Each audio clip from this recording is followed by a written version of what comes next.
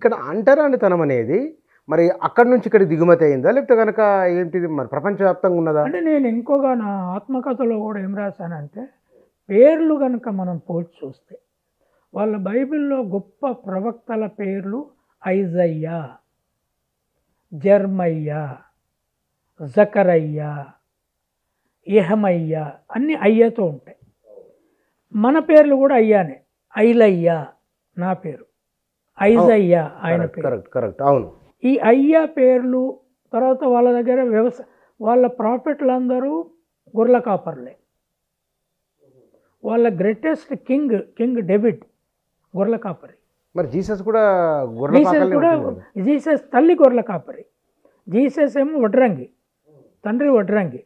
ఆయన కూడా టేబుల్ చేశాడు, అది ఇప్పటికి ఉందాడ. సో ఈ ఈ రెండు దేశాల మధ్య ఎక్కడో ఒకాడ గొర్రెల కాపరికము, వ్యవసాయము, ఉత్పత్తి, పశువుల పెంపకాల మధ్య సంబంధం ఉండి ఆ పేర్లలో సంబంధం కనపడుతుందని నేను రాసిన సూత్రీకరణ చేసిరు మీరు. అంటే వేదాలలో అయ్యా పేరు లేదు, బ్రహ్మ, విష్ణు, మహేశ్వర ఇవే ఉన్నాయి, రైట్. రామాయణ మహాభారతంలో లేదు, రామ, కృష్ణ ఇవే ఉన్నాయి. కానీ అక్కడ అయ్యా ఉన్నది. ఇక్కడ సౌత్ ఇండియాలో అయ్యా ఉంది, నార్త్ ఇండియా లేదు అయ్యా. కర్ణాటక, ఇక్కడ తమిళనాడులో అయ్యా ఉంది. అవును, సౌత్ ఇండియాలో ఉంది. అంటే ఎక్కడో కాడ సౌత్ ఇండియా సంస్కృతి, వ్యవసాయ సంస్కృతికి ఇజ్రాయేలీ సంస్కృతికి సంబంధం ఉన్నది అనేది నా ఫీలింగ్. అది నేను చెప్పిన కూడా నా ఆత్మకథ చదివిన వాళ్ళకి అర్థమవుతుంది, అది తెలుగులో కూడా వస్తుంది. అయితే నేను ఇప్పుడు కొత్తగా రిలీజ్ అయిన పుస్తకంలో కూడా శూద్రులు, బ్రాహ్మణులు, జ్యూస్ వీళ్ళ చరిత్ర ఏందో దాంట్లో చెప్పిన. వాళ్ళ దేవతలే శ్రమశక్తి చేసేవాళ్ళు, పనిచేసేటోళ్ళు. మేము పనిచేసేటోళ్ళమే, మా దేవతలు పనిచేసేటోళ్ళే. కనుక ఎక్కడో కాడ సాంస్కృతిక సంబంధం ఉంది అని. మరి బ్రాహ్మణులు ఎందుకు అంత పెద్ద మేధావులు కాలే? ఇప్పుడు వచ్చిన మొత్తము నోబెల్ ప్రైజులలో 27% జ్యూస్కే వచ్చినాయి. సింగిల్ కమ్యూనిటీ దేశం మొత్తం మీద.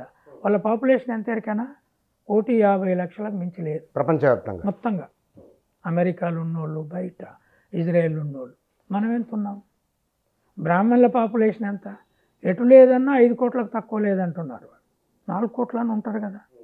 కనుక మీ మేధావితనం మరి ప్రపంచానికి ఏం ఉపయోగపడ్డది? మమ్మల్ని కూడా తొక్కేశారు, మీరు మేధావులు కాలేదు. అక్కడనేమో కిందోడు పైవాడు అంతా కలిసిపోయినరు, మేధావులు అయినరు, దేశం లేదు. తర్వాత కమ్యూనిస్టులకు అర్థం కాదు ఏంటి అంటే, ఈ క్రమంలో ఇంకో ఘటన జరిగింది. నన్ను 2 నెలల కింద మలయాళం మనోరమ అని కేరళలో మన సాక్షి, ఈనాడు అంత పెద్ద పేపర్, చాలా ఫేమస్ పత్రిక, వాళ్ళు పిలిచిండ్రు లిటరేచర్ ఫెస్టివల్కు స్పీకర్గా పిలిచిండ్రు. ఓకే, ఎప్పుడు జరగాల్సిండే అది? అది నేను నవంబర్ 2వ తారీఖు 2 గంటలకు అక్కడ మాట్లాడాలి. వాళ్ళు విమాన టికెట్లు బుక్ చేసిండ్రు, అప్ అండ్ డౌన్. నవంబరు 2వ తారీఖు ఎర్లీ మార్నింగ్ 5 o'clock నేను ఫ్లైట్కి బయలుదేరాలి.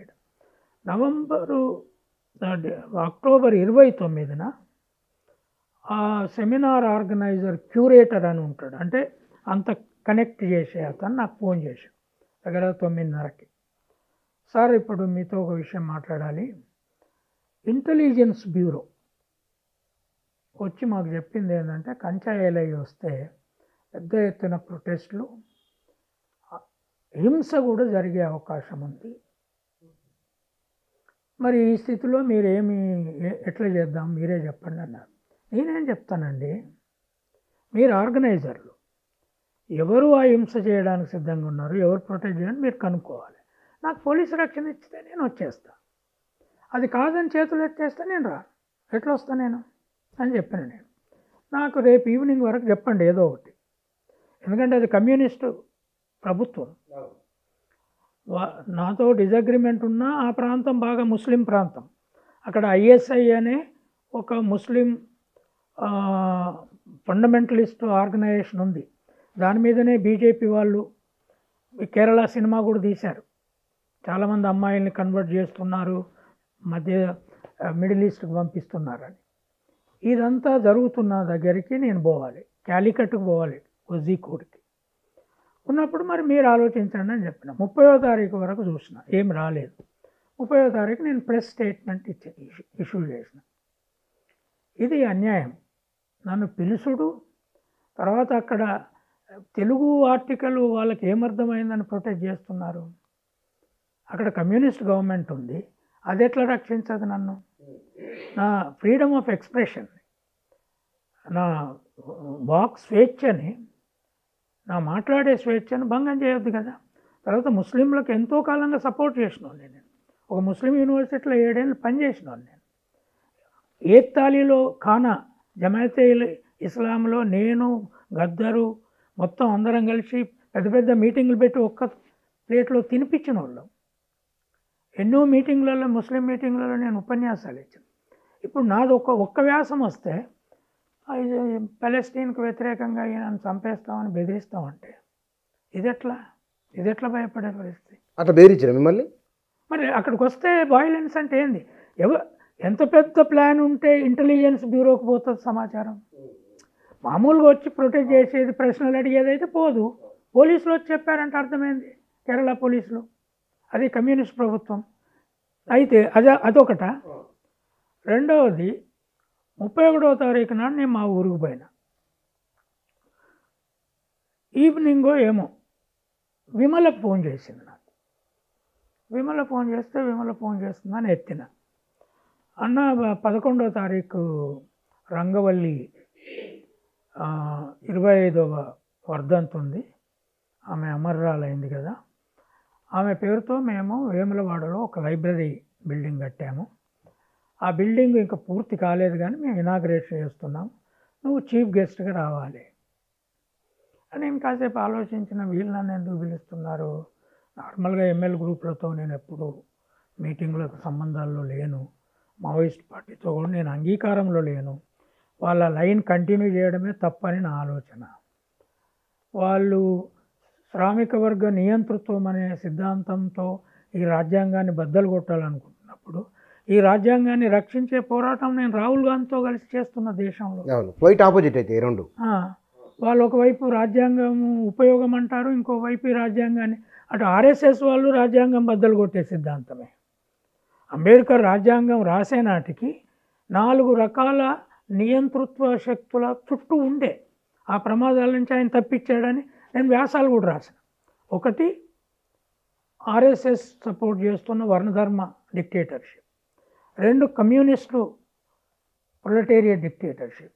3, ముస్లిం ముల్లా డిక్టేటర్షిప్ అన్ని దేశాలలో. 4, హిట్లర్ డిక్టేటర్షిప్ అప్పుడు ఉన్నాయి. అంబేద్కర్ వీటిని అన్నిటిని తప్పించేసి మనకు ఒక రాజ్యాంగం ఇచ్చిపోయిండు. కానీ వీళ్ళు, అదే కమ్యూనిస్టులు మళ్ళా మాకు రాజ్యాంగం కావాలంటారు, ఓటు కావాలంటారు, ప్రొలెటేరియట్ డిక్టేటర్షిప్ మా సిద్ధాంతం అంటారు. ఇది తప్పు కదా. ఇప్పుడు రష్యా లాగా నువ్వు డిక్టేటర్షిప్ పెడతానంటే ఆర్ఎస్ఎస్ని ఎట్లా వ్యతిరేకిస్తావు నువ్వు? వాళ్ళు కూడా మత రాజ్యం, హిందూ రాష్ట్రం అంటున్నారు. అక్కడ ముస్లిం రాజ్యాలన్నీ ఇస్లామిక్ రాష్ట్రాలు. నేను హిందూ రాష్ట్రాన్ని వ్యతిరేకించటోని ఇస్లాం రాష్ట్రాన్ని వ్యతిరేకించాలి, మత రాజ్యాలను వ్యతిరేకించాలి, మీ డిక్టేటర్షిప్ను వ్యతిరేకించాలి, ఇతర డిక్టేటర్షిప్ ఏదున్నా వ్యతిరేకించి దీన్ని రక్షించుకోవాలి. వీళ్ళు నన్ను ఎందుకు పిలుస్తున్నారని ఒక క్షణం ఆలోచించి, సరే విమల పిలిచింది, వాళ్ళు ఎప్పుడు విలువలే నన్ను. అది రంగవల్లి నాకు తెలిసిన అమ్మాయి, విద్యార్థి దశలో నాకు బాగా తెలుసు ఆమె. సో పాపం చిన్న వయసులో చంపేశారు, పోయొద్దాంలే అనుకున్నాం. నన్ను ఒక ప్రజాస్వామ్యవాది అనే పిలిచారు కదా మీరు, నా అభిప్రాయాలతో మీకు ఏకీభావం ఉండాల్సిన పని లేదు. అందులో ఎక్కడి పాలెస్టైను, ఎక్కడి ఇజ్రాయేలు, ఎవరికి కరెక్ట్ సమాచారం ఉంది? నేను రెగ్యులర్గా సాక్షిలో రాసే వ్యాసాలలో అదొకటి రాసిన. నీకు భిన్నాభిప్రాయం ఉంటే దానికి దీనికి ఏం సంబంధం?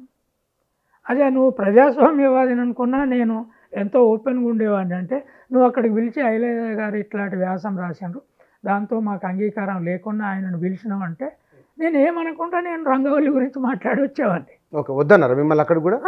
మళ్ళీ తర్వాత విమల మెసేజ్ ఏం పెడుతుంది 3 రోజులకి, అన్న మీ సాక్షి వ్యాసం మీద తీవ్రమైన వ్యతిరేకం వస్తున్నది, మీరు పునరాలోచించాలి అంటే ఏంది, ఏమర్థం పునరాలోచన అంటే? నేనన్నా పునరాలోచించుడేంది? నేను పెట్టిన మెసేజ్ అది, నా స్టాండు. అంగీకరించాలా అవుతుందనేది మీకు ఇష్టం. అని నేను ఒకటే పెట్టిన. మీరు పాలెస్టైన్ పేరుతో హమాస్ అనే టెర్రరిస్ట్ ఆర్గనైజేషన్, అది ప్రపంచం అంతా టెర్రరిస్ట్ ఆర్గనైజేషన్ గుర్తించింది. కొద్దిమందే దాన్ని లిబరేషన్ ఫోర్స్ అంటున్నారు. హిజ్బుల్లా పెద్ద టెర్రరిస్ట్ ఆర్గనైజేషన్. అవన్నీ ఇరాను, లెబనాను, పాలెస్టైన్ ఇవన్నీ ముస్లిం మత దేశాలే. వీటికి సపోర్ట్ చేస్తున్నారు మీరు. దీన్ని మీతో పాటు రెచ్చగొట్టిపోతే ఇక్కడ ముస్లింలకు నష్టం వస్తుంది. వాళ్ళు కూడా రేపు ప్రొటెస్టులు మీతో కలిసి చేస్తే అసలే బీజేపీ వాళ్ళని వెంటబడి ఉన్నది. ఉన్న కాంగ్రెస్ ప్రభుత్వం మొన్ననే ఇక్కడ వచ్చింది, దీన్ని కూడా డిస్టర్బ్ చేసిన వాళ్ళు అవుతారు అని నేను మీ సిద్ధాంతం మీ స్టాండ్తో నేను సపోర్ట్ లేను అని నేను పెట్టినాక వాళ్ళు నన్ను పిలవకుండా ఎవరినో పిలుచుకున్నారు, నడుపుకుంటా. నేను అనేది ఏంటి అంటే, మీరు ఎక్కడో ఉన్న పాలెస్టైన్ మీద మీకు ఏదో స్టాండ్ ఉందని నన్ను పిలుస్తారు, తర్వాత వద్దని అవమానిస్తారు, నా పౌర హక్కును భంగం చేస్తారు. మీకు మానవత్వం ఉన్నదనే విలువను కూడా మీరు గుర్తించుకోరు. డెమోక్రసీ అనేది విప్లవకారులలో ఉండాలి అనేది చెప్తారు మీరు, కానీ ఈ మాత్రం భిన్నాభిప్రాయాన్ని మీరు సహించనప్పుడు మిమ్మల్ని ఎవడెందుకు సహించాలంటున్నా నేను.